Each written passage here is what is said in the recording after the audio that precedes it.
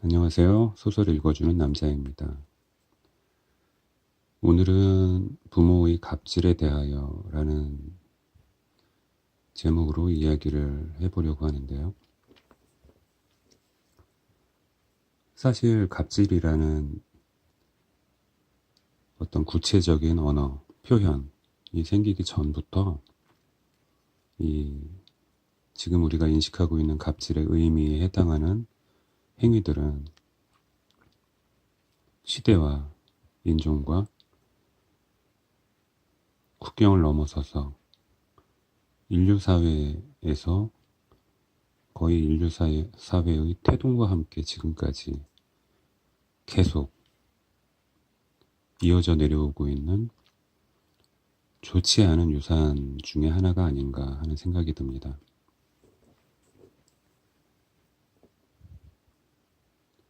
사회라는 것 자체가 눈에 보이지 않는 계급이 존재하고 계층이 존재하기 때문에 이 갑질의 강도를 떠나서 당연히 존재할 수밖에 없는 것 같아요. 사람은 욕심이 있는 존재고 권력을 가지고 싶어하고 무언가 힘을 휘두르고 싶어하는 그런 본능을 지니고 있기 때문에 인간 세상이 존재하는 모든 관계 속에서 그게 아주 적게든 크게든 존재할 수밖에 없는, 말 그대로 우리의 삶을 떠날 수 없는 그런 어떤 현상이라는 생각이 듭니다. 굉장히 슬프죠.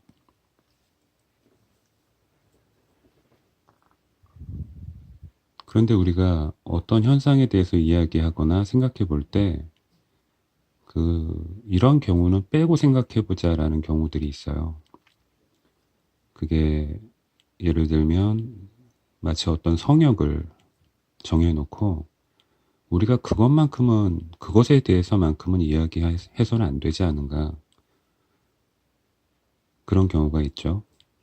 그것이 바로 오늘 제가 이야기해 보고자 하는 부모와 자녀 사이에서 행해지는 갑질입니다.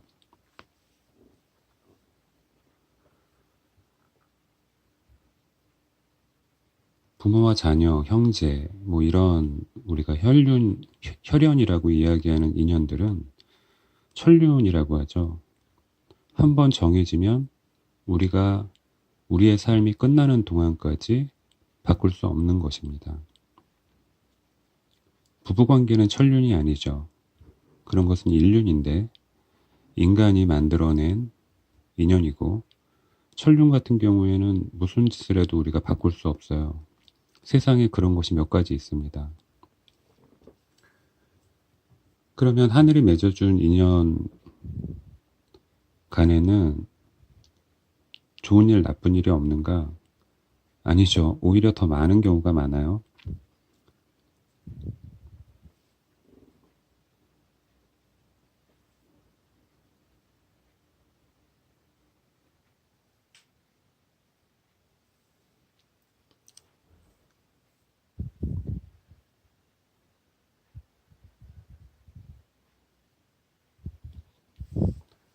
때로는 그런 인연, 천륜 사이에서의 무례함이나 폭력이 위에서 아래로만 가해지는 것이 아니라 아래에서 위로 가해지기도 하고요. 근데 보통 그것이 시작되는 것은 위에서 아래로 가중되는 그런 어떤 힘. 부모들이 모든 걸 결정하고 명령하고 아이들은 무조건 따라야만 하고, 아이들이 커가면서도 그 일은 계속해서 반복되고, 부모들은 책임이 아니라 또는 의무가 아니라 자신의 권리라고 생각하게 되어버리는 그런 묘한 갑질의 행태가 있습니다.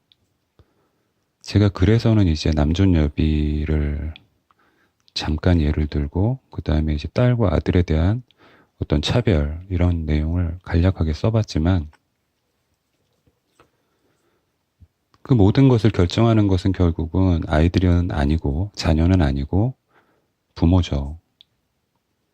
이 힘은 부모가 말 그대로 건강을 잃을 때까지, 그리고 자녀들이 성장할 때까지, 그래서 자녀들의 입김이 더 강해지고 자녀들이 더 물리적으로 강해질 때 순위가 바뀌죠.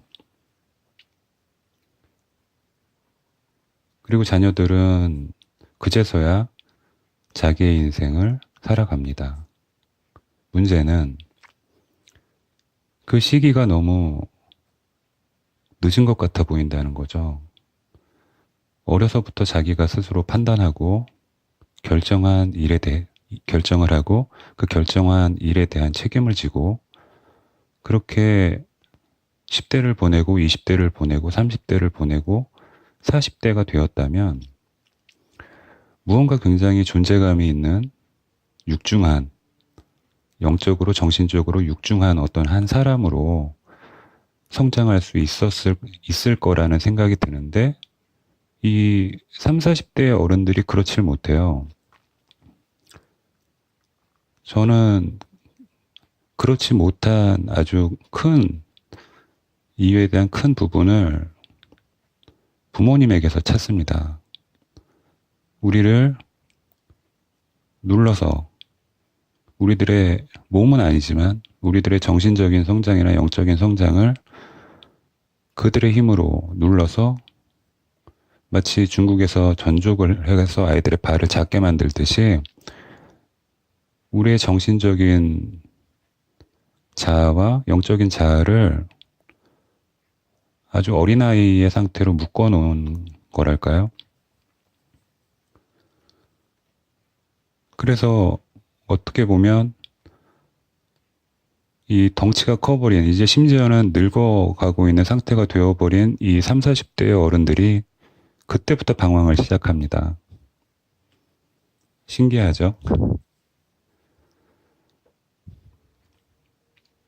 그냥 갑질이란 것이, 부모님의 갑질이란 것이 갑질로만 끝나는 게 아니라 이게 어마어마한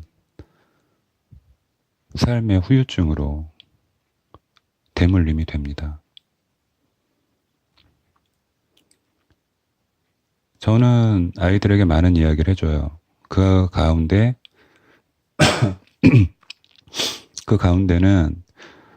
뭐 많은 가르침들도 있습니다. 이런 경우는 이렇게 먼저 해야 될 것과 나중에 해야 될 것을 구분하고 더 중요한 것과 덜 중요한 것을 구분하고 뭐 그때 경우에 따라서 이런 경우는 이렇게 이런 해답 이런 해법 뭐 그런 이야기를 해주기도 하고 아이들의 언어와 행동 양식 그런 거에 대한 지적도 많이 하는 편이에요. 저는 그냥 그게 일반적인 가정교육의 하나라고 생각을 합니다. 거기에도 물론 어떤 강요 같은 것은 있어요. 아주 작게든 크게든 있죠. 왜냐하면 제 목소리가 아이들보다 더 크고 제 덩치가 아직은 아이들보다 더 크고 제 힘이 아직은 아이들보다 더 강하고 심지어는 모든 집안의 주된 경제활동의 재화를 벌어들이는 것이 저이기 때문에 어떻게 보면 저는 이 집안에서 왕 같은 존재죠. 권한이 있습니다. 그래서 따라야 되고 따르지 않으면 뭔가 불이익이 있고 그래서 저는 어떻게 보면 이 집안 최대의 갑이에요.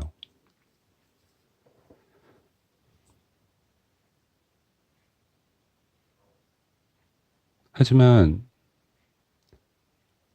부모와 자녀 사이에서의 갑은 이 부모라는 자리, 특히 거기서 가장이라는 자리의 갑, 그 갑이라는 자리를 차지하고 있는 사람은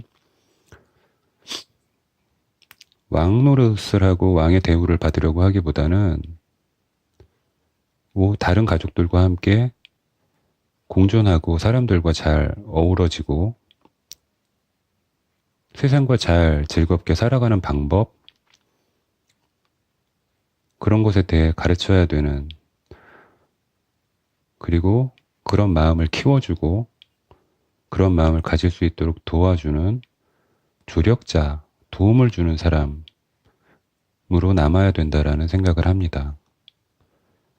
그리고 나이 어린 인간과 나이 많은 인간이 한 집안에서 서로 부대끼면서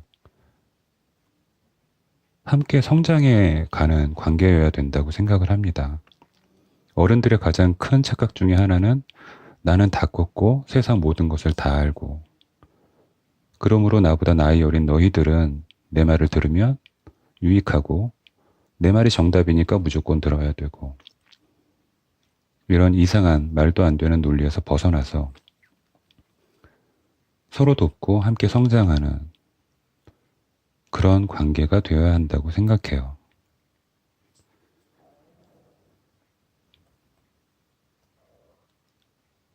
어른이 돼도 사람은 여전히 사람일 뿐입니다. 그 사람이 뭔가 예를 들어 뭐 박사 학위를 따든 아니면 뭐 회사의 회장님이 되든 돈을 한없이 많이 벌건 아니면 가난하건 그냥 인간은 인간일 뿐이에요. 인간은 늙고 죽고 사라집니다. 인간은 많은 것을 알 수 있어요. 많은 것을 배울 수 있고 깨달을 수 있고 무언가를 이루어낼 수 있고, 하지만 영원하지도 못하고 완벽하지도 못합니다. 그래서 제가 아이들에게 마치 유언처럼 부탁하는 두 가지가 있어요. 저조차도, 제가 살아있을 때조차도 아이들이 저에게 도움을 구해도 제가 아이들에게 해답을 줄 수 없을 때, 나조차도, 어른인 나조차도, 부모인 나조차도 이렇게 해라 저렇게 해라 라고 이야기해 줄 수 없는 그런 순간에 마치 완전히 세상에서 고립돼서 나 혼자 지옥에 떨어진 것 같은 그런 순간이 올 때, 저는 첫 번째로 가장 가까운 교회를 찾아서 예배실에 들어가서 기도해라 라는 이야기를 해줬습니다. 인간의 힘으로 되지 않는 일은 세상에 너무나도 많아요. 그리고 세상에 삶에는 참 많은 불편함들이, 크고 작은 불편함들이 있습니다. 저는 그런 불편함을, 제가 크리스천이기 때문에 하나님이 저희와 대화하고 싶어 하시는 순간이다라는 생각을 하거든요. 전 그렇게 해석을 합니다. 내가 무언가 삶에서 불편함을 느낄 때, 삶에서 힘들다라는 생각이 들 때, 그때는 하나님이 나와 대화하고 싶어 하시는구나, 그런 시점이구나라는 생각을 합니다. 그래서 저는 기도를 해요. 뭘 주세요 이런 기도가 아니고요. 그냥 대화하듯 하는 그런 기도를 합니다. 하나님, 제가 지금 상황이 이래서 마음이 힘듭니다. 그리고 그런 기도도 해요. 상황이 이럴 때만 기도를 해서 참 죄송합니다. 그런 기도도 합니다. 그냥 그렇게 무언가를 바래서가 아니고 답을 구하고자 함도 아니고, 그냥 하나님 앞에서 자녀가 부모에게 밖에 나가서 실컷 놀고 와서 그날 하루에 놀았던 내용이나 그날 하루의 일과를 그냥 미주알 고주알 그냥 이야기하는 것처럼 그냥 그렇게 이야기를 해요. 어떤 요구 없이, 바라는 것 없이.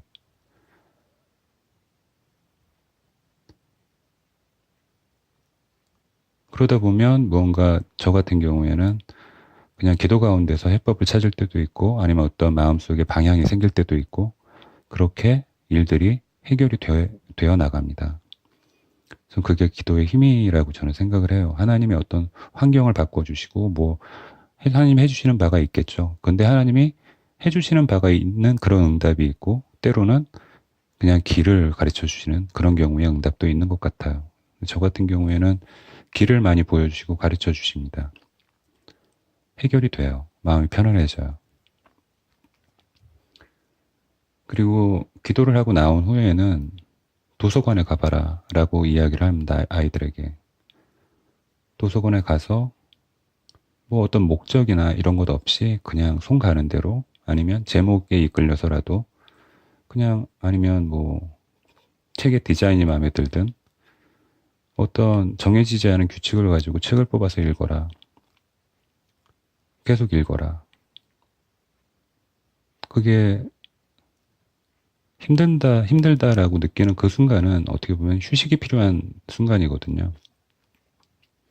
무언가 돌아봐야 되는 순간이고, 무언가 조금 더 생각해 봐야 되는, 그러니까 이 일을 내려놓고, 마음의 짐을 내려놓고 생각하고 숙고해야 되는 그런 순간인 경우가 많다고 생각해요. 그래서 잠시 머릿속에서 모든 걸 다 끄집어내서 밖에, 창고 같은데, 아니면 그냥 마당에 그냥 이삿짐 부려놓듯이 그냥 내던져놓고 책을 읽는 겁니다. 그 기간은 정하지 않고 읽는 거죠. 뭐 한 달 동안 읽어보자, 두 달 동안 읽어보자, 아니면 난 지금 시간이 없으니까 3일만 읽어보자, 이런 게 아니고 그냥 내가 그냥 무언가 길이 보일 때까지는 그냥 책을 읽어야겠다. 휴식처럼 호흡하듯이, 밥을 먹듯이 무언가 안개 낀 것처럼 뿌연 상태에서도 저쯤에 저기 뭔가 반짝이는 게 보이는데 저쪽에 빛이 있는 것 같은데 아니면 저기에 길이 있는 것 같은데 라는 게 보일 때까지 그리고 그 이후에도 계속 독서를 해 나가는 겁니다. 책이라는 건 아직까지 인생을 살지 못한 사람의 작품인 경우는 없죠. 몇천 년 혹은 몇백 년 혹은 몇십 년 우리보다 먼저 산 사람이거나 세상의 고통을 충분히 맛본 사람들이거나 그 가운데서 해법을 찾아온 사람들이거나 아니면 무언가 불편함을 해소하고자 노력한 사람들 또는 더 지혜로워 보려고 애쓴 사람들 무언가 깨달아 보려고 노력한 사람들 그런 사람들의 그런 애쓴 흔적들이죠. 그들의 발자국을 더듬으면서 무언가 나에게 꼭 맞는 옷이거나 그런 것이 아니고 무언가 나도 내 옷을 만들어 입을 수 있는 그런 어떤 지혜를 얻을 수 있지 않나 하는 생각에서 아이들에게 독서를 권합니다. 저는 이 두 가지면 인간의 삶에서 닥칠 수 있는 모든 힘들고 고통스러운 역경들을 감당해낼 수 있는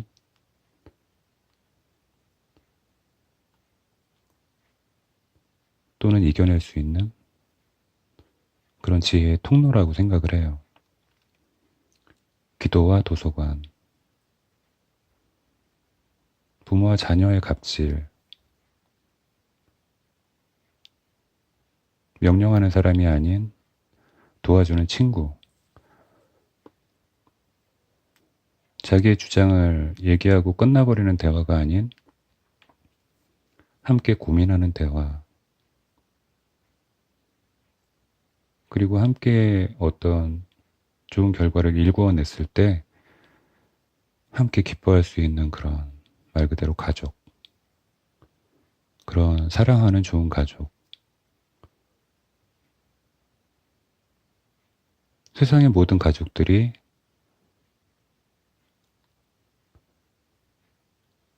갑질이라는 에너지를 빼버리고 그런 힘, 그런 완력을 빼버리고 행복할 수 있는 그런 사회가 왔으면 좋겠다는 생각을 합니다.